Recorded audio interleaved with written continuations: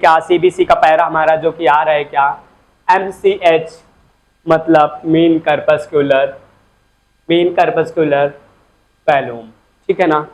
अब MCH की बात करेंगे, इसमें आपका MCH is amount of HB, क्या है, MCH is amount of HB present in one RBC, मतलब एक RBC के सरफेस पर, जो प्रेजेंट होता है ना, उसकी रेंज देखा जाएगा। यहाँ पे नॉर्मल रेंज कितना होगा, नॉर्मल रेंज 27 to 32 PG का मतलब क्या होगा, पिकोग्राम।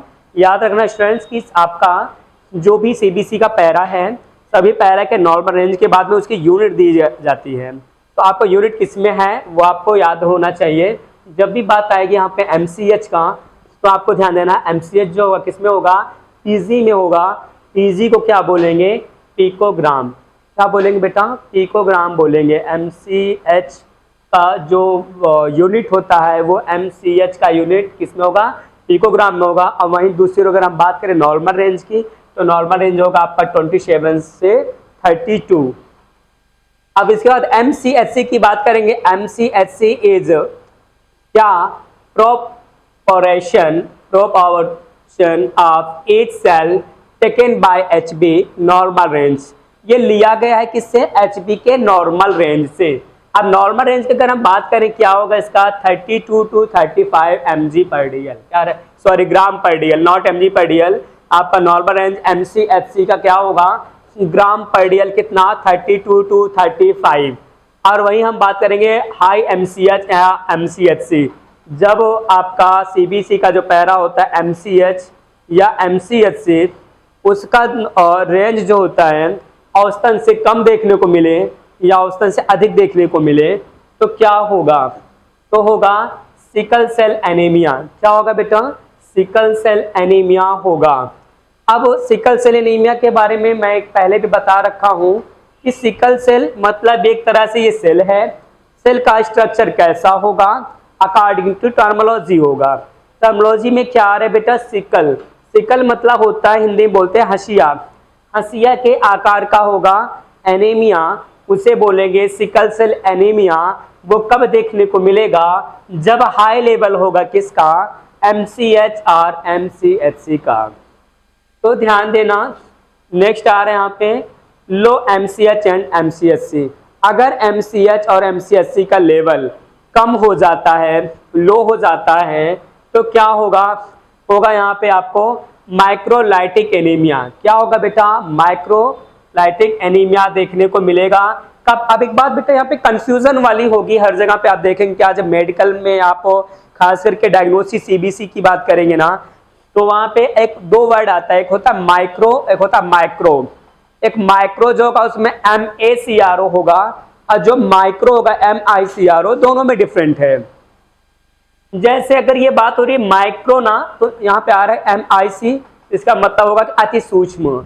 अगर वही बात होगा माइक्रो की, मतलब I के जगह पे A हो जाएगा, तो हो जाएगा माइक्रो, और माइक्रो मिस होता है बड़ा। यहाँ पे मैटर किसका आ रहा है, माइक्रो एनीमिया, माइक्रोलाइटिक एनीमिया। तो माइक्रो मिस छोटे की बात हो रही है, इस चीज को ध्यान में बना करके चलिएगा। आगे हम देखेंगे यहाँ पे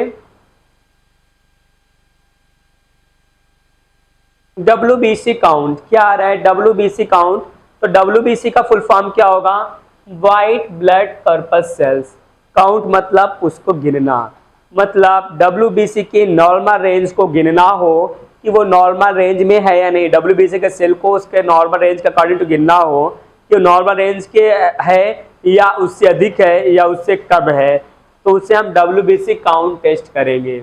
अब हम वही बात करें बेटा, अगर आपका नॉर्मल रेंज की, किसकी बात करेंगे, हम बात करेंगे नॉर्मल रेंज की।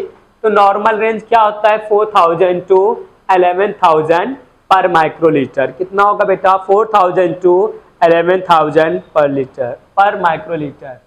अब ध्यान देना, 4000 to 11000 जो ये होता है ना, ये होता क्या है, ये हमारा बॉडी गार्ड है। किसका, बॉडी का, हमारे बॉडी गार्ड का। ये हमारे बॉडी का क्या, ये बॉडी गार्ड है जो हमारे बॉडी की क्या करता है, सुरक्षा करने का कार्य करता है। अगर हम बात करें जैसे किसी राज्य में कि भाई टोटल पुलिस की संख्या कितनी है, जो क्या करता है, पुलिस पब्लिक सुरक्षा बल का काम करती है, उसकी संख्या क्या होगी, तो बताते हैं कि भाई अगर इतना यहाँ का एरिया है, यहाँ कितनी आबादी है, तो आबादी के अनुसार इतना होता है। तो वैसे हम बात करेंगे यहाँ पे, तो नॉर्मल रेंज ऑफ WBC मतलब सुरक्षा बल का, आपके बॉडी के जो सुरक्षा बल है WBC है, उसका नॉर्मल रेंज क्या होगा, तो उसका नॉर्मल रेंज होगा बेटा 4000 से लेकर के 11000 माइक्रोलीटर पर माइक्रोलीटर।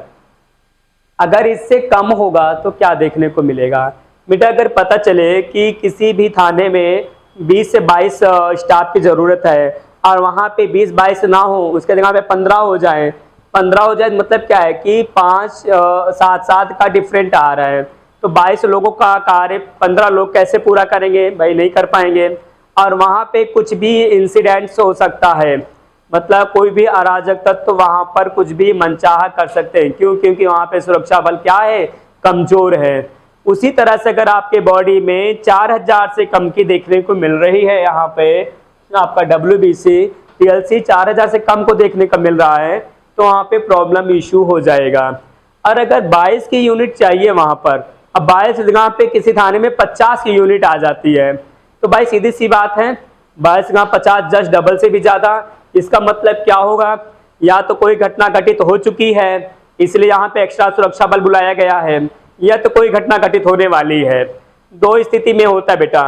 तो कहने का तात्पर्य सीधा सा ये है, ये मेरा पढ़ाने का तरीका मनोवैज्ञानिक पद्धति से ये कहता है क्या कि ये अगर WBC नॉर्मल रेंज से कम हो जाता है तो भी आपके लिए हार्मफुल है, अगर नॉर्मल रेंज से अधिक हो जाए तो भी आपके लिए हार्मफुल है। तो ध्यान देना बेटा, ये नॉर्मल रेंज आपका जितना है उतना उसके बीच में होना चाहिए। ओके, तो आगे को देखेंगे। अगर ये घट जाएगा, क्या WBC को ही बोलते हैं TLC, और TLC को ही बोलते हैं टोटल ल्यूकोसाइट्स काउंट। अगर ये घट जाएगा बेटा तो ल्यूकोसाइटोपिनिया कहलाएगा, और अगर ये बढ़ जाएगा तो क्या कहलाएगा, ल्यूकोसाइटोसिस कहलाएगा। हम आगे देखेंगे क्या, हाई WBC काउंट। अगर ये WBC वही चीज़ है जो मैंने बताया अभी आपको, मनोवैज्ञानिक पद्धति से वही रिटिन में आ रहे हैं यहाँ पे। हाई WBC काउंट, अगर WBC काउंट हाई हो जाएगा क्या कहलाएगा, ल्यूकोसाइटोसिस। क्या कहलाएगा बेटा, ल्यूकोसाइटोसिस। कैसे कहलाएगा, क्योंकि ल्यूको मीन्स होता है white, cytosis means cyto means होता है सेल, वाइट सेल। अब वहां पे जो बेटा सिस लग गया है ना, सिस मतलब इंक्रीजमेंट ऑफ दैट सेल, उस सेल का इंक्रीज होना कहलाता है क्या, साइटोसिस। अब कौन सा सेल की बात हो रही बेटा, ल्यूको की बात हो रही है, ल्यूको मीन्स होता है वाइट, तो क्या हो जाएगा, हो जाएगा ल्यूकोसाइटोसिस। तो इंडिकेट करता है हाई WBC मतलब ल्यूकोसाइट्स इंडिकेट क्या करता है, एक्यूट और क्रॉनिक। क्या करेगा बेटा, एक्यूट और क्रॉनिक करेगा। क्या एक्यूट मीन्स होता है जो शॉर्ट टर्म्स की बातें होती हैं, और जो एक्यूट होता है वो लॉन्ग टर्म का मैटर होता है। तो एक्यूट और क्रॉनिक क्या, लिम्फोसाइटिक ध्यान देना है। एक्यूट और क्रॉनिक लिम्फोसाइटिक ल्यूकेमिया, ल्यूकेमिया एक तरह से ये कैंसर होता है जो कि आपका blood cancer, white blood cancer की बात करेंगे। तो यहाँ पे आपको देखने को मिलता है कब, जब इसका रेंज क्या हो जाएगा, हाई हो जाएगा, मतलब साइटोसिस हो जाएगा। तो और क्या हो सकता है, ध्यान देना, बैक्टीरियल एंड वायरल इन्फेक्शन, मतलब बैक्टीरिया का इन्फेक्शन देखने को मिलेगा और साथ में वायरल का भी इन्फेक्शन देखने को मिलेगा। रूमेटाइड आर्थराइटिस, क्या बेटा, रूमेटाइड आर्थराइटिस। आर्थराइटिस की बात आ रही है तो बोन से रिलेट करता है। आर्थराइटिस में क्या होता है कि आपके बोन्स में वो पेन होता है, और ये कई चरण में स्टार्ट होता है। शुरुआत अगर बात करेंगे जॉइंट्स पेन की, नॉर्मली सडन में हो रहा है बेटा, परमानेंटली नहीं है, वो आपका एक्यूट लेवल पर अगर है तो ये माना जा सकता है कि वो जो है आपका डेंगू के लक्षण भी हो सकते हैं। लेकिन एक्यूट ना हो के क्रोनिक है कि मतलब आए दिन वो पेन बना ही रहता है, तो हम देखेंगे क्या कि हो सकता है यूरिक एसिड की कमी हो या फॉस्फेट बोन्स में कम हो, ऑस्टियोपोरोसिस की स्थिति में देखने को मिलता है। तो ध्यान रहे यहाँ पे आपका ये जो दिख रहा है आर्थराइटिस, रोमेटाइड आर्थराइटिस दिख रहा है ना, वो उस सिचुएशन पे भी आपका WBC आपका यहाँ पे क्या देखने को मिलेगा, बढ़ा हुआ देखने को मिलेगा। तो ठीक है, आपको हाई कितना कब होगा बता दिया। फिर क्या होगा, माइलोफाइब्रोसिस और बोन मैरो डिसऑर्डर, इन स्थिति में आपको ये देखने को बढ़ा हुआ मिलता है, काफी अच्छे मिकदार में, ज्यादा मिकदार में देखने को मिलता है। So best of luck, thank you for the class.